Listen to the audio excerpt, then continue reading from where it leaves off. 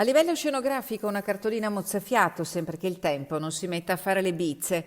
Alberto Ghezze, storico tecnico della nazionale femminile e ora top manager dell'area sport della Fondazione Cortina 2021, incrocia le dita, un gesto scaramantico a pochi giorni dal via della Kermesse internazionale, banco di prova delle Olimpiadi del 2026. La macchina ha iniziato ancora prima rispetto a quello che poteva essere il cronoprogramma normale. Abbiamo già più o meno 500 persone tra traguardo, pista e uffici. Siamo pronti, mancano pochi giorni. In pista stanno lavorando 450 persone, 20 battipista, 25 quad. Il compito è di offrire agli atleti le migliori condizioni per gareggiare fra le Dolomiti, patrimonio dell'umanità. Abbiamo una coreografia, diciamo, naturale che fa da sfondo incredibile.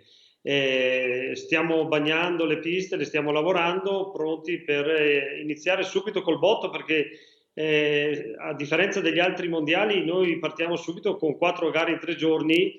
In questo scenario perfetto mancherà il pubblico. Eravamo pronti per una grande festa, dice Ghezze. Non avere il pubblico ci manca la ciliegina sulla torta perché l'atmosfera sarebbe stata incredibile, le nuove piste, i nuovi traguardi hanno una conformazione che assomiglia un po' a un anfiteatro, quindi sarebbe stato come entrare in uno stadio. E all'arrivo mancherà Sofia Goggia, che di Alberto Ghezze, tecnico azzurro, è stata atleta, bloccata da un infortunio che la terrà ferma per 45 giorni. Mi si è crepato il cuore alla notizia, ci dispiace immensamente, perdiamo sicuramente una protagonista per le discipline veloci, però c'è da dire che abbiamo allo stesso modo una squadra femminile molto, molto forte quest'anno e quindi ci auguriamo che le altre ragazze possano, diciamo, compensare la non presenza di Sofia al mondiale, anche se il cuore rimane con una piccola lacrima.